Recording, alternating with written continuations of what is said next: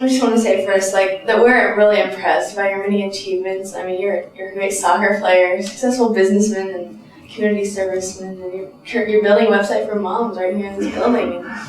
But we just want to know, like, which one of these accomplishments accurately reflects the real you? I mean, like, do you have any plans or dreams to add to what you've been doing so far? Well, that's a good question. I think I've been very, very lucky to have many different interests translate into action.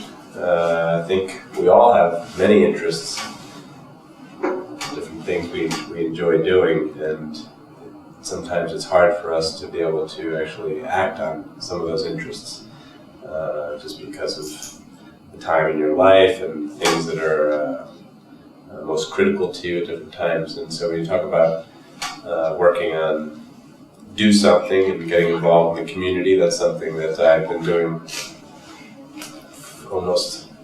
I was a kid. So that's something that's very important to me. Then being a teacher in Africa, that was something that I'd say is very much a part of who I am. And being an entrepreneur, somebody who wants to build something from scratch, from an idea, build a business and work with people that you really like and come up with a concept that's exciting and impacting a lot of people is something I like being creative. I like coming up with new ideas and making big things happen. And being a soccer player is also something that is a true passion of mine since I could walk. So I'd have to say that all of these different things are who I am, and I've just had I think a unique upbringing that has always taught me to try many different things and not decide on, okay, I'm just going to be this, and it's all I'm going to spend my time on. And I think there's so much to experience. So I'd say that I enjoy it all. Well, I guess we'll ask you a little bit about Melrose Place. I mean, what was the best part about being on it, aside from the money and the celebrity status? Well, the money was good while it lasted. I think the best part clearly was that it changed my view of what's possible. I mean, I constantly had different things I was doing in my life, and this kind of took me to a different level as far as thinking how you could have an impact on a national level. When I started thinking about do something and things like that, it was now not just, okay, I could impact a town or whatever. Now it's like, okay, you just start to think bigger when you see how quickly something like a TV show can catch on in a whole country, become this phenomenon. So then you immediately kind of believe in your own head that there's more potential here. Teenagers today are facing death all too often as a result of drinking and driving, gun violence, and loss of family members due to accident and illness. I mean, actually, in my family, I had to deal with the near death of my younger brother when he was diagnosed with leukemia. And since you two had to cope with the untimely accidental death of your brother, do you have any advice as to how young people can deal with these tragedies? When something like that happens, there's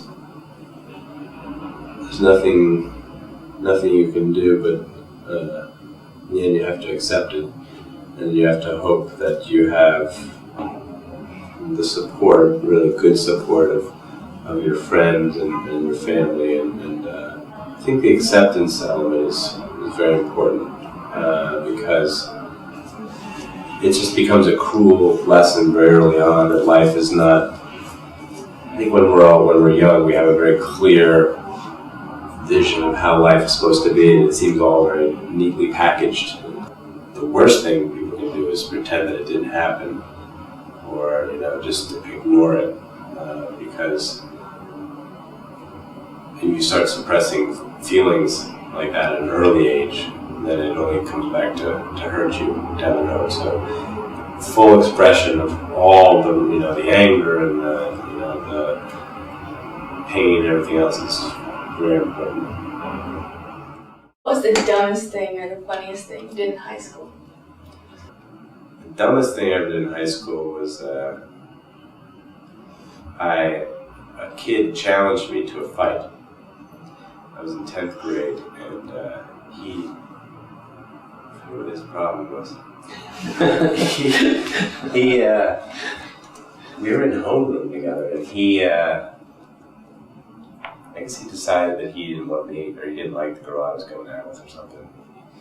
He just announced that we were going to have a fight after school at our lockers. And the dumbest thing was that I went along with it. I was like, all right, I'll meet you there. I guess you gotta stand up for yourself if somebody's gonna.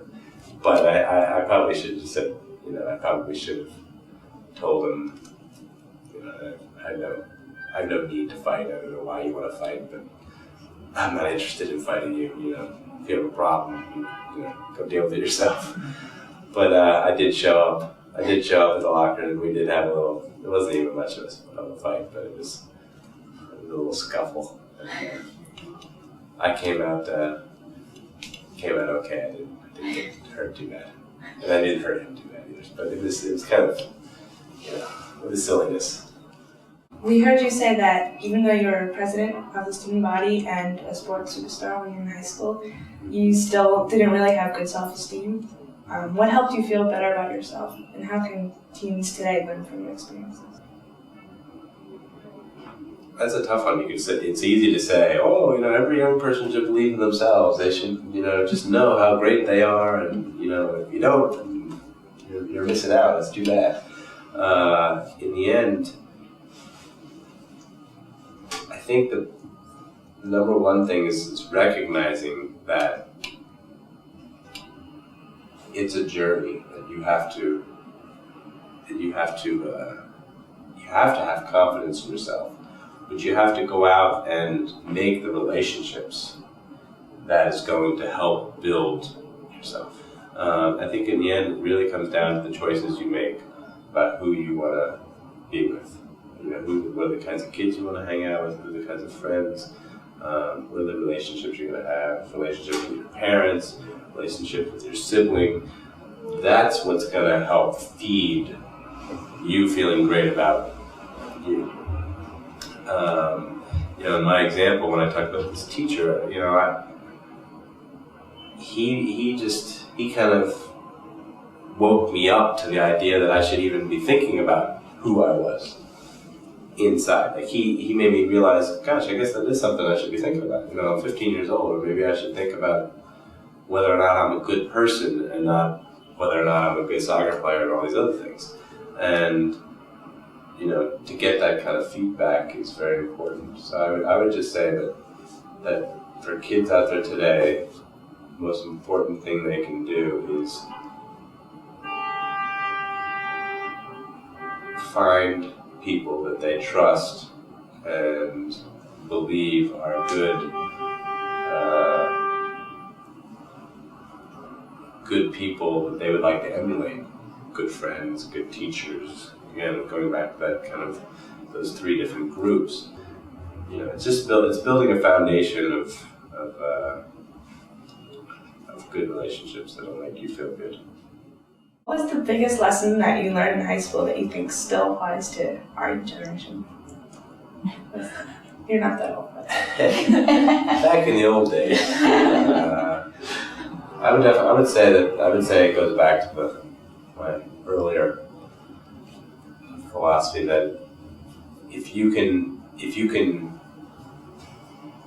broaden the kinds of friends you have, if you don't just say, okay, I'm in this group and these are my friends and I'm not talking to those people, and kind of us versus them. If you can get out of us versus them, and you can have friends and different kinds of friends. Maybe you are in the higher level academic classes. You have some friends there, and you have some friends who are from your sports, or you have friends from a club, or the more different kinds of friends, and not just superficial friends, but real friendships you can have, the better off you'll be. And I felt that I was really lucky that I did have, because of student council, because of the classes I was in, because of sports, because of my social life. There was all different kinds of people that I had pretty good friendships with, and I think it really served me well to never be pitting anybody against each other, and just having a general sense of.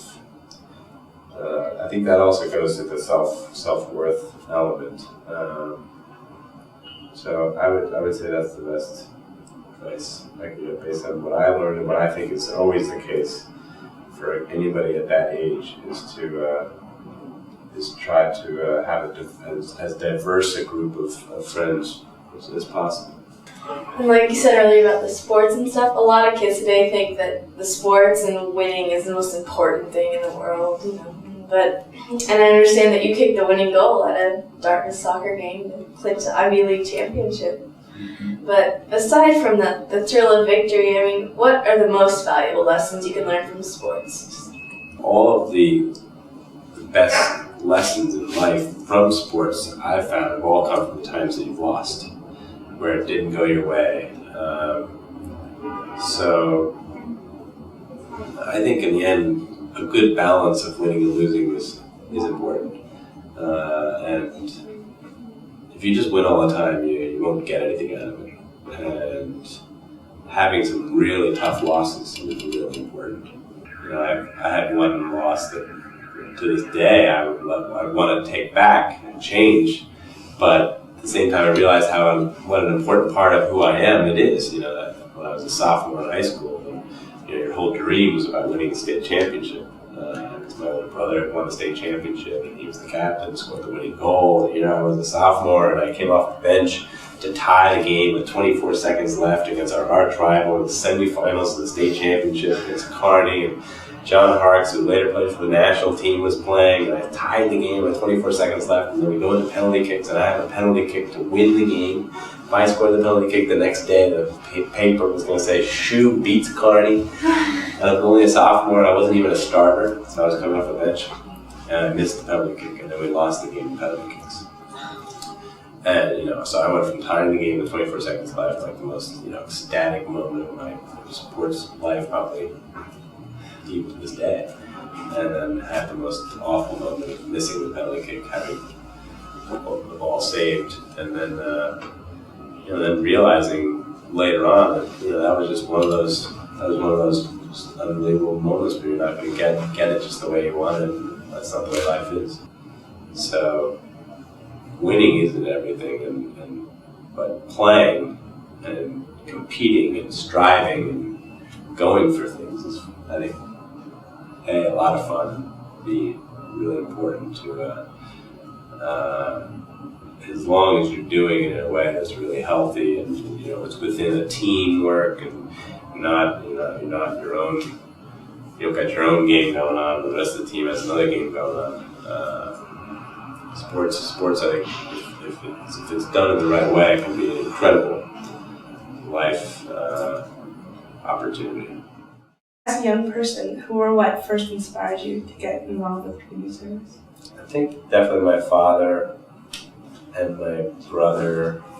My older brother was an Eagle Scout, and he had done a big community service project in order to become an Eagle Scout, and he was 6 years older than me, so that had a really big impact on me, thinking that's something you might want to do. And then my dad definitely kind of gave me the nudge to start this Student Serving Seniors, which is an organization that helps senior citizens. So definitely my dad and my brother were probably the most influential in getting me at least remotely interested in doing something positive in the community. How did you decide to do something? That's a good question. My friend who's actually in another office here, we've started this business together, Michael Sanchez. He and I grew up in New Jersey, not far from here, playing soccer together, and we were about 10 years old, and so we grew up playing soccer, and then we went over to Africa together, and we taught math and played soccer in Africa, and then he came back and went to law school, and I was ended up on a television show called Melrose Place, and it was about the time also President Clinton just gotten elected, and there was a feeling of newness, and that kind of changed when you get a new administration in, and I had an experience when I was in high school that had a huge impact on me, where I worked with a bunch of other classmates to build an organization to help senior citizens, which was kind of a project that I learned a great deal from. And so when we started thinking about, basically both of us were not happy with just doing what we were doing, which he was going to be this corporate lawyer and I was going to be on a television show, and we just felt that there was something, there was a lack of meaning, maybe is what we were really searching for. And so we got together, we had this long breakfast, and we started talking about different things we could do, and the idea of getting young people to really become active citizens, to be leaders in their communities. Was something we got very excited about. We met with a whole bunch of young leaders Wendy Cobb, who started Teach for America, and Alan Casey, who started City Year. We had kind of a conference of young social entrepreneurs, and they all talked about the idea that there needs to be kind of an education infrastructure to not only teach young people to be leaders in their community, so some specific curriculums and things like that, but also there needs to be a campaign to make it cool and fun and the in thing to do. And so that's what we set out to do something, was to kind of try to change culture and try to make young people think that it would be fun to get involved and work with kids that you didn't know before, different cliques. Make it fun, then also have real programs and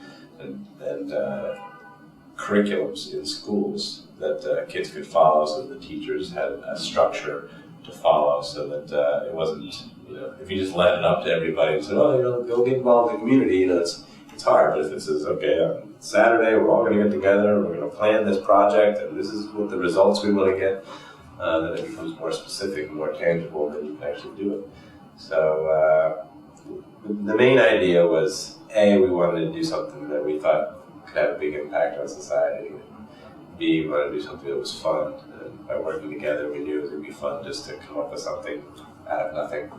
And we wanted to use our experiences that we had in teaching in Africa and the project we did in high school. So do something was born out of the idea that life isn't really worthwhile unless you're involved. And the idea of participating. There's do something people, and then there's do nothing people. And we wanted to make sure that young people knew the difference between the two. As part of Do Something, what are things that you've seen teenagers do that really impressed you? Well, I think the most amazing, not amazing thing, but most telling thing is that young people are really excited to run with it. They're excited to take charge. They're excited to, they just need the guidelines and the structure, and then they'll just go. And but I've been kind of pleasantly surprised with just how much excitement there is for creating opportunities to do good that young people are willing to create, and then they get into it. The idea of creating their own town hall or their own big spring project, and working with each other. I'm just glad that our hunch was right, and that it's spreading. Literally, it's spreading by thousands of schools all the time. I remember one of the early projects that I thought was remarkable was a kid started a project in Newark, New Jersey to take car thieves who had been arrested and put them through a program where they would become mechanics, and they would then take their fascination with cars and they would get a job, and they would actually get their high school diploma. They would take their GED, and so it was kind of figuring out, okay, there's a real problem here in New York, young kids stealing cars, and how do we get them That we go to the root of the problem. You know, these kids don't have any money, that they want something that's exciting, you know, and figure out a project that's going to really turn the problem around and come up with a positive solution. Yeah, I thought that was really creative. We funded him, and then he got a lot of funding too from other people. Who do you think could be really good role models for teens, and why? I think the most important role models should and could be their parents and their teachers. Probably most important are their parents, I think. But in saying that, I think that once you're already a teenager, you've probably already gotten as much as you're going to get from your parents as far as the example that they've created for you. Their peers are critical role models. The teachers are critical role models. And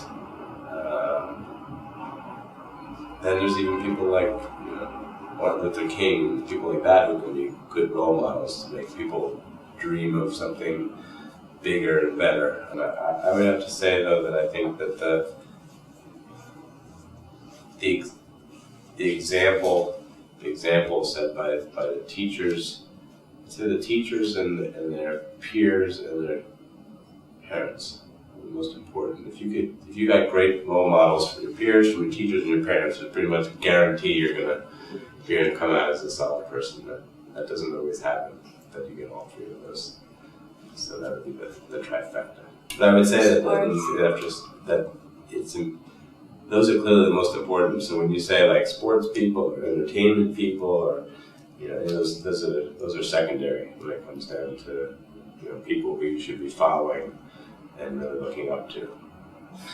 Because in the end, the people who really matter are the ones that that you have a personal relationship with, somebody who you can talk to and ask questions, and somebody who's out there in the media or whatever is not really real. Like, of all the people you've met, who's impressed you the most? I was just actually on Oprah this week, and I was talking about the people who impacted me the most. And one was a teacher, and one was my soccer coach, and that didn't even go into my family, which is probably has had the most influence on me. So I'd say that my siblings, my parents, a few select teachers, my peers. I have a bunch of amazing friends who have led their lives in very inspirational ways. So I'm one of those people that has been incredibly fortunate to have many different great examples of how to lead your life. So if I mess up, it's pretty much all my fault.